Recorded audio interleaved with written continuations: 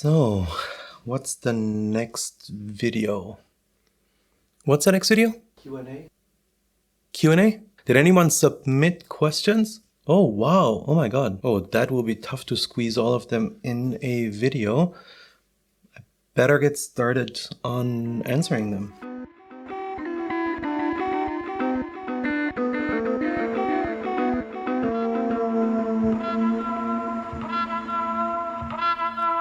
Right, ready. A couple of weeks back, I asked you guys if you have any questions for me because I wanted to do a Q&A video. I get lots of text messages via Instagram or other PMs, email from you. So I decided to do my first Q&A video to see what you would be curious about now, knowing me for 2 years on this channel.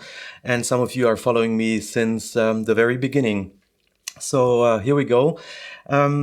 First things first, before I get into the questions, and I prepared some answers, basically 2 pages here, I will limit this to 11 questions. I got way more questions, but all the questions that were like, what's your favorite film? What's your favorite camera? What's your favorite this and that?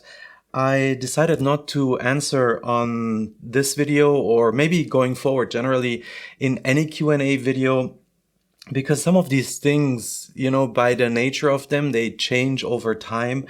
And so I tried to answer as many questions of this type directly to those who asked the question. Also, there were some questions that were maybe not of general interest, so those are also answered directly. So I hope every one of you who asked a question that is not covered in this video, I hope I answered it. If not, please remind me. There were so many. In this video, I will go through the questions that were, in my opinion, maybe of more general interest. And maybe some of you who didn't submit questions have the same questions or are wondering. So here we go with those questions that I think are of general interest. So let's get started.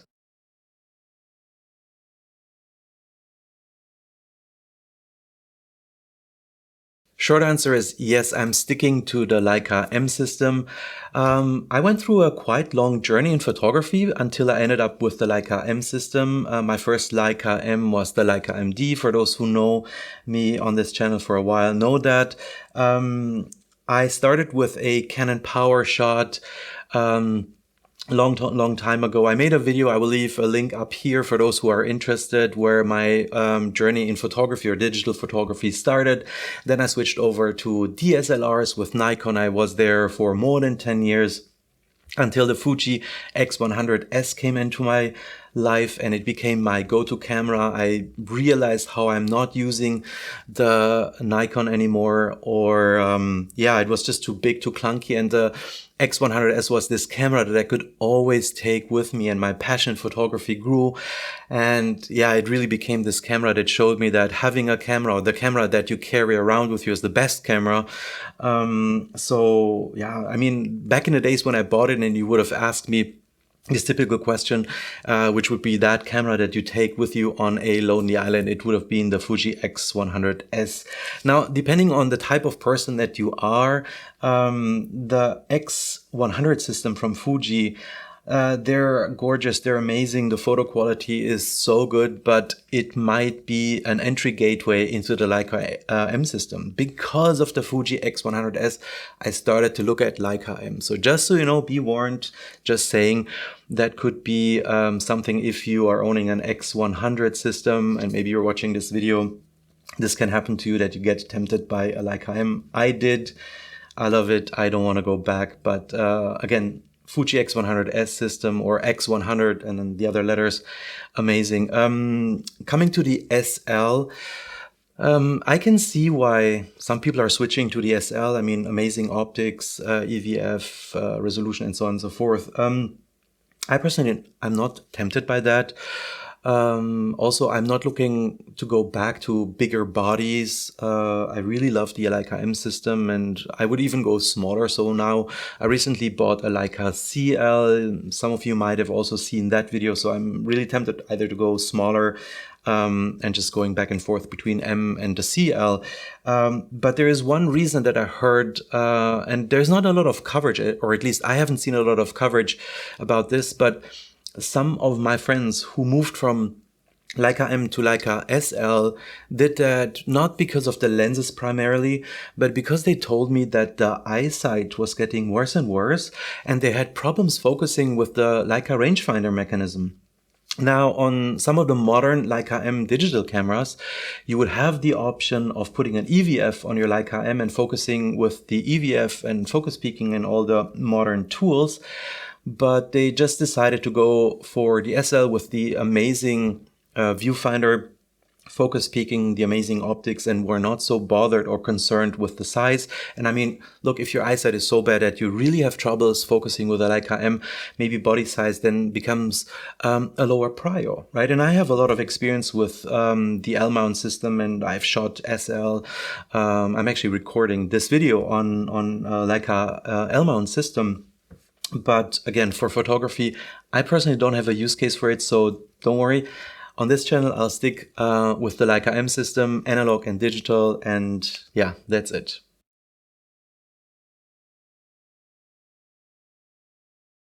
No and yes. I think analog and digital, they are different in their nature.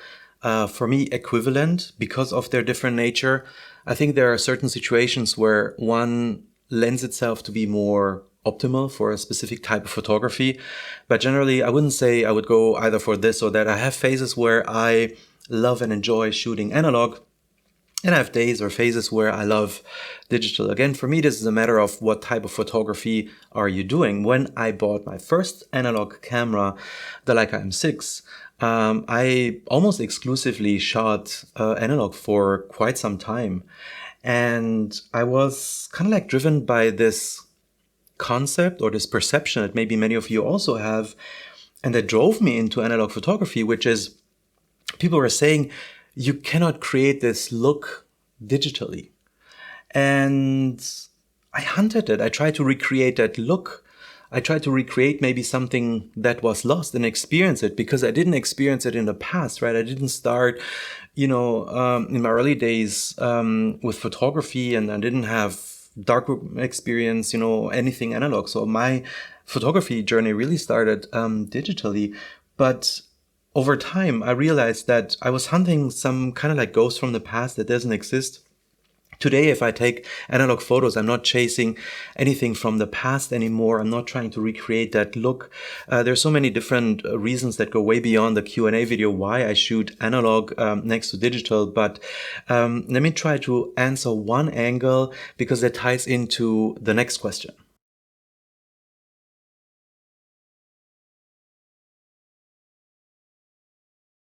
Yes, I am a future archaeologist. Thank you for that question. For those who don't know that or wonder what that is, so imagine, like in my professional life, I go or I venture into the future by speculating about the future, right? Not predicting it. I'm trying to create things that are from the future or from an imagined future, and then bring those things to the present, similar to a normal archaeologist who would dig out something from the past, bring it basically or analyze it in the present and think, what were these people doing with this or that, and pondering about it and seeing what the consequences were, and so on and so forth, and learn about the society around that found artifact. So I do the same thing, but with future artifacts, so stuff that comes from the future. This is just like a short, brief introduction. But basically, if this was maybe too complex or too abstract for you, think of me being like a futurologist, although I don't like that term too much. So I think a lot about the future in my professional life. So that has some influences into my photography as well. I don't know if direct or indirect, but I would say it definitely influences the way how I maybe choose the subjects I want to take photos of. because maybe I value certain things in a specific way, because I perceive them in a different way, because I deal with the future every day.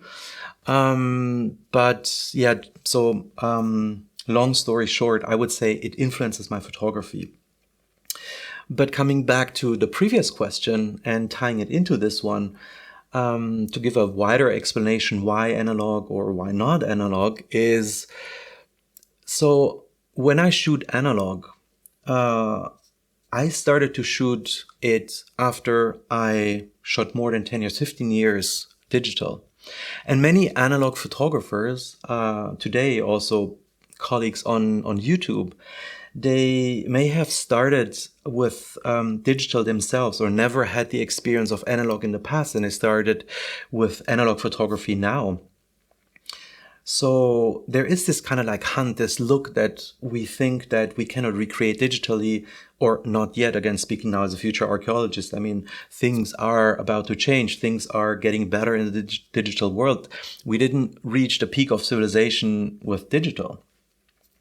But my thoughts or my realization, and this is something that maybe hasn't been too much discussed. If yes, please point me to other people who have this train of thought, and I'm about to explain now, is, look, when I use an analog Leica, I have two analog Leicas from the 90s and a Mamiya RZ67, actually two of them. I am shooting with them in 2021 with all my knowledge around the world.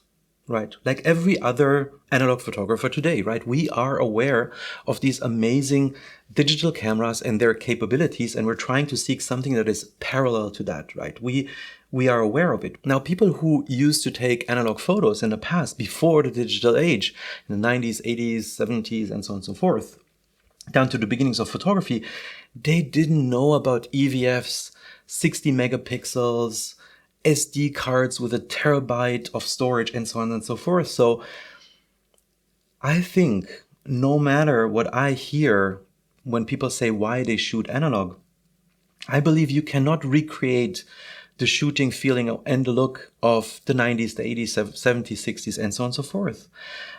We cannot recreate those times. We cannot unmemorize 2021 and everything that is going on around us. We cannot unmemorize that we have Instagram and Flickr and all these tools available to us, which people in the past didn't.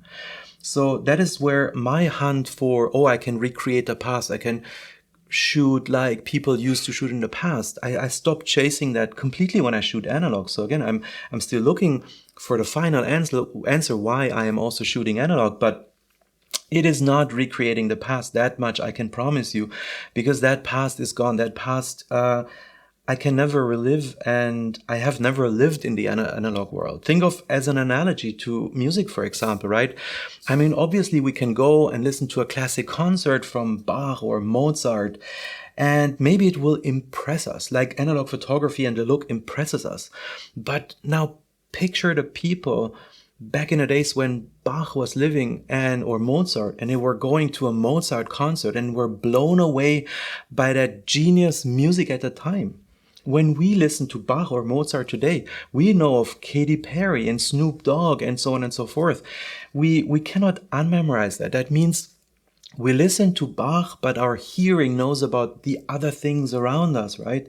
So I know this is a very long answer. And again, maybe one of the reasons why I couldn't do a video with basically all the questions that you submitted. But I wanted to take some time and explain to you something that you might not have heard too often. And maybe, yeah, let me know in the comments what you think. But again, for me, we shoot analog, I believe, or I shoot analog, knowing everything about 2021 and the technological possibilities today. And therefore, I am not shooting like in the 90s or 80s, no matter what I thought when I started with analog. But again, these are my 5 cents to this topic. I would be really curious about what you think, or if you also think that this makes you think having heard this. Yeah, over to the next question. Why Leica? I think it comes down to 2 things. So first of all, coming from Fuji X100, as I would say the perfection of the tool and the build quality with the Leica M system is just different. Not saying that the Fuji system was bad or any other cameras, quite the opposite. They're amazing machines. But for me, the perfection of the tool, the craftsmanship that goes into the Leica bodies, into the Leica lenses were just like impressive to me. It just feels so amazing. But I can totally see why some of you maybe who watch this video now think they're completely overpriced. And I also see this in some of my comments, especially when I did the video on the Leica 50mm Summicron, APO Summicron. I can see why some people say it's completely overpriced. I think it is really hard to make the case for someone who's completely data driven. I can totally see that. I never try to convince anyone, for example, to buy a Leica, because I think somehow you have to find your way maybe into the ecosystem, or you must maybe have to appreciate by yourself or acknowledge the tool or the craftsmanship that goes into those cameras. The second argument for me is the handling. I mean, I started with a Leica M-D. For those who don't know what the Leica M-D is, it's a Leica M digital rangefinder without a display in the back. So I wanted the handling, or the simplest handling I could find in photography in 2016 when I bought the camera. There was nothing else on the market. Now I would say there's the Fuji X Pro 3, if I recall correctly, with that tilty screen that is kind of like hidden in the back and just shows you the film simulations that you can run. I would say that is the closest thing that would come to a Leica M-D today from a non-Leica brand. I must say, I would have been tempted by that camera if it would have come out in 2016 as well, obviously.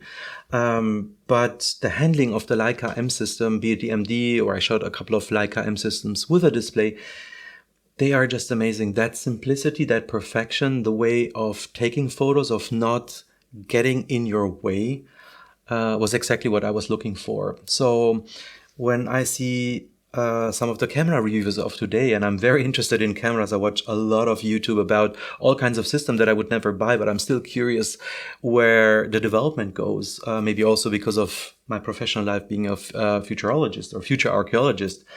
But yeah, for me, I must really say the handling of the Leica system, especially the M system, is what I was looking for. I don't care about pet eye focus or eye auto tracking or all these kind of things. I'm actually a little bit repelled even when some people are testing a specific camera. And then they say, oh, it loses the face auto detect in this and this situation, and therefore I cannot take good photos with it. Or they say, you know, I'm willing to compensate for that. So they basically change their style of shooting or how to handle a camera for the camera to be able to, for example, track the face in whatever situation they're trying to take photos of. But for me, this is not photography how I look at it. This is for me compensating a computer, right? To basically adjust my own photography to the limitations of today's computers. Obviously, there are better ones than others, and they will become better over time. But basically what you're doing is you are compensating like the lack of functionality of a computer, basically, if you're taking photos like that and you're relying on that. I personally am not looking for that. So that is why I'm shooting Leica M, because I'm just not in the market for that. Although I see the fascination, and I have the fascination when I see the videos, I'm also fascinated what people find to criticize about some of the modern cameras, and just think about that. You know, what is happening here? Why are people doing that? Why are they suddenly paying attention to this? And then 5 years ago, they were paying attention to that. That is absolutely fascinating for me. But again, for me, the choice in the end was the Leica M system, and I truly love it.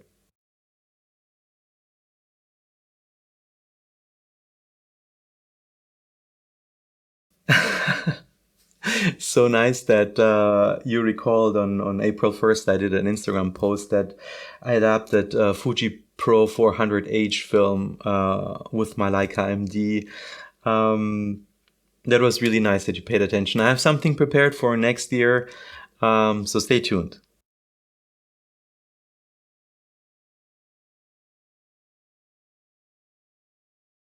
I made a whole video about this topic, and I will leave a link up here, why I am developing and scanning my own film. The short answer is I was disappointed with some of the results that I received from some of the labs.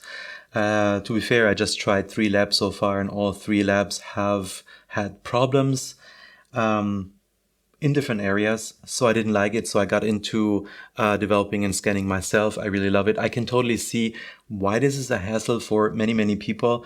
I can totally see why maybe some of the things that I didn't like about their lab results are a non-issue for others. But also here, long story short, I really love it. I enjoy the process. Developing and scanning is a lot of fun for me, but I'm not doing it exclusively. I'm actually just about to send 6 rolls of film to a lab because I ran out of a specific chemical and I really don't have the time right now. So again, I'm not giving up on labs. It's just that my default is, for the time being and for the near future, is developing myself.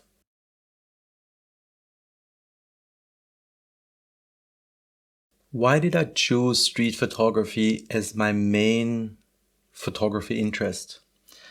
That's a tough one, I must say. There are a couple of things that led to that. So one is I did a lot of vacation photography when I started. I was just fascinated by, being able to capture all these moments, where have I been, and so on and so forth, of places where I have been for memory reasons, right? And what I realized at some point, maybe around when I got the Fuji X100S, was I was kind of like proud of the photos, but at the same time not. I didn't have the sense of having accomplished anything. I didn't take a lot of pleasure in it in the end before I discovered street photography. So I think there are 3 things that came into play when I started with street photography that kind of like gave me the sense of growing, dealing with new issues and experiencing new things. One was this situational awareness when you're in the streets, when you're either doing the fisherman or hunting approach, depending on what type you are or what the situation is. It helped me with just courage, taking photos of people sometimes takes courage. I didn't have that in the beginning. Not that I'm very good at it now, but this is where I grew a lot over the last couple of years. And dealing with people and their behavior when you take photos of them is sometimes difficult, and it was exciting for me. It was new for me.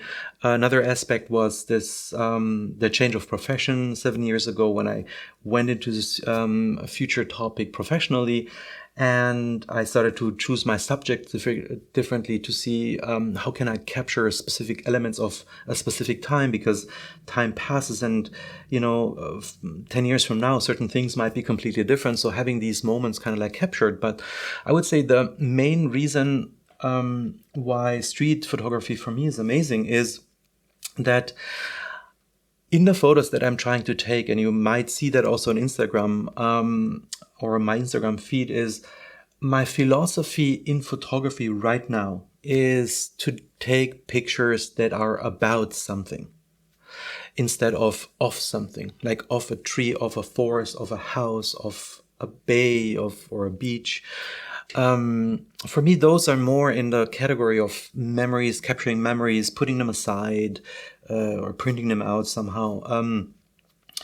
In the streets and in the photography that I'm trying today, I'm really trying to get into this something about something, like take a photo of something that gives a whole story, where in the end you would say, this is about a specific situation, this is about something very specific. And so I think for me, at least, street photography is this perfect place where I can take photos in the category, this is about something. And that really triggers me in street photography.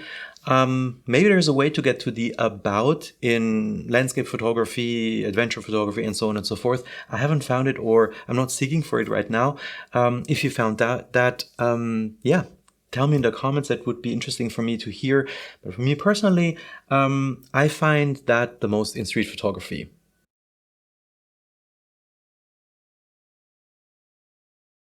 Will we see more studio photography? You're probably referring to this one and only video that I did when I took my Leica M6 to the studio.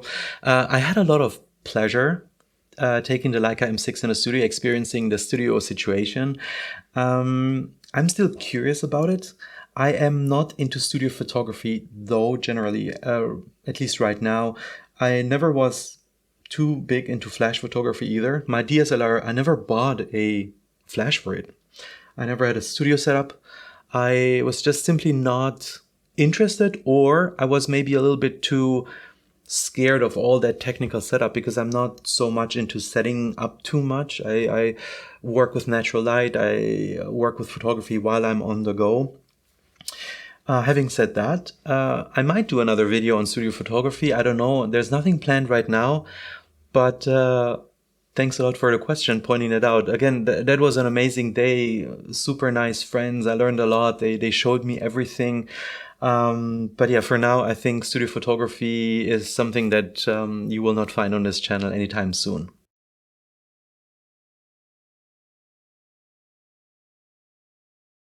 Most useless photography accessory. I think I have to name the tripod. This is really something that I don't like. I don't know. I own 3 tripods, but I rarely use them. For me, I don't know. I bought them. I have them. I don't use them. I use one, a big one, with the Mamiya RZ67 sometimes, because sometimes I need that for specific situations. But for me, that would be the most useless photography accessory, at least in my photography. Yeah, tripod.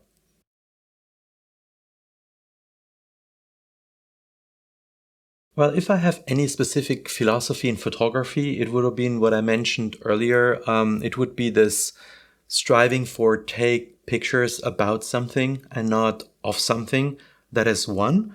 And the other one would be, yeah, always wear a camera. And I mean, look, I think whatever camera you take with you all the time is the best camera for you.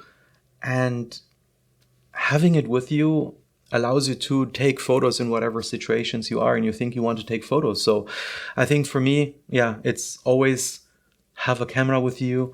And yeah, for me, it's take pictures that are about something that can tell a story instead of just of something. Yeah, that's it. This is it for my first Q&A video. This was a lot of fun for me. Thank you so much for submitting all these amazing questions. It blew me really away. Some of these questions were really challenging. They really made me think and write down, what do I say about this and that topic publicly here on YouTube. This was a lot of fun. I really hope that I could answer your questions to your satisfaction. Let me know in the comment section below if you have more questions to these answers. Let me know what you think generally of Q&A videos. I really enjoyed it, and I might consider doing more of these Q&A videos in the future. But for now, this is it for today's video. Thank you so much for watching. I hope you liked it, and I hope to see you in the next one. Thank you, and bye-bye.